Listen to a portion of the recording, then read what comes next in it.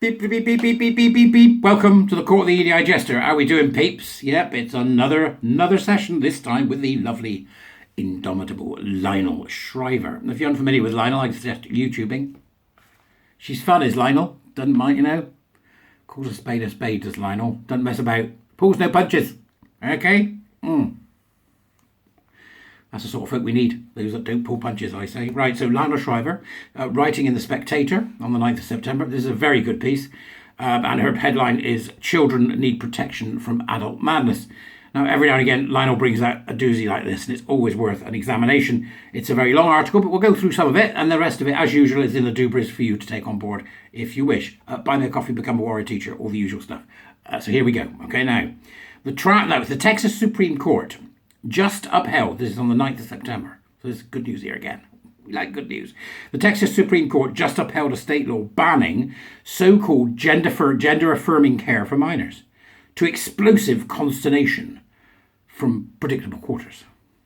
Progressive commentators portray this and similar laws passed by more than a dozen Republican-controlled state legislatures as anti-LGBTQIA+. It's got the A as well here. In truth, the laws aim not at the whole bramble of capital letters, but solely at the T.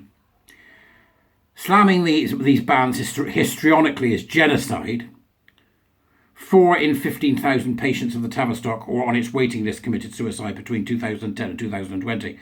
But according to propaganda, it's up to 50% of trans kids who try to kill themselves. The American left claims withdrawal of cross-sex hormones, puberty blockers, and sex reassignment surgery for children violates the rights of trans kids. Well, they would, wouldn't they? Yet progressives never seem indignant over the gross unfairness that children can't buy alcohol, purchase cigarettes, join the army, get a tattoo, work in factories, marry, or consent to sex with an adult. Why doesn't being prevented from snagging a packet of Marlboros violate children's rights? Go on, Lionel, when she hits the nail on the head, she does it, Lionel. Fantastic. Oh no. We must protect minors from injuring their health when they're too young to appreciate the threats of cancer and addiction. But according to the American left, which used to decry female genital mutilation, 12-year-olds are mature enough to decide to halt the progress of puberty, potentially imperiling their brain and skeletal development, commit to a costly pharmaceutical regimen replete with irksome side effects for the rest of their lives, have healthy body parts hacked off, accept a future of sexual dysfunction and forego parenthood altogether. In the frenzy of the culture wars, Republicans have passed some clumsy legislation, but these laws are spot on. Yes, are you listening, Rishi? Come on! This is how you do it. This is how you do it, and there's also the why. As I said the other day, you've only got to look, Rishi. Grow a pair after your bloody wibbling last few days. Ugh. Nevertheless, Canada has issued a comical travel advisory about the risks in certain US states for citizens who belong to that ever-extending string of uppercase letters. Gotta hand it to these doctors. Gender-affirming care is genius branding. Usefully, gender has become a nonsense word. What could possibly be wrong with affirming? Why? The adjective exudes niceness, solace, and esteem. And no physician or parent could oppose care, yet the euphemism translates to sex-denying medical experimentation.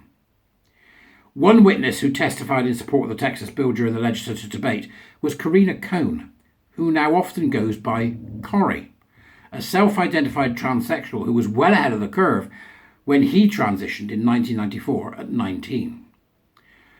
He now says he is male and always has been, though he can never turn back the clock, having lopped off certain equipment. Pilloried as a quisling by trans activists, Cohn is on a national mission to stop underage transitions. As he told Wesley Yang on the Year Zero podcast, the rage for castration and mutilation of minors is bound to blow up on us and is going to get worse from here. He predicts that similar laws will soon be passed in most states, even democratic ones. The trans phenomenon, he says, is about self-perfection. It's not to cure an illness, it's not to cure even a mental disease. This is about helping someone who has a fantasy achieve their fantasy. It would not be ridiculous at all for us to string up guide wires from building to building and let people strap themselves on so that they can pretend to be superheroes flying from place to place. Cohn despairs. Doing this to kids, it's so unjust. The amount of pain and the elimination of so many healthy futures. And he warns that the products of gender-affirming care are prone to exaggerate their happiness with the results. No one wants to seem like a fool for getting what they asked for. Another famous early adopter was Jas Jennings, who under the influence of his lunatic Munchausen's mother became quite the online poster boy or girl for trans in 2007, though as a kid Jennings had an androgynous cuteness. Alas, he's grown up. Having never gone through puberty, the boy developed only a micro-penis, giving surgeons fashioning a fake vagina little to work with. Constant dilation to keep the wound from healing shut is excruciating. Politically, what's happened to Jas Jennings, now 22, is a powerful cautionary tale. He's not only in pain, neurotic and miserable, he's fat. Really fat. Any woman could have warned him about the effect of all that estrogen. Let's hope Jennings tours the same states where Cohn is campaigning. Look, kids, do you want to grow up to be like me?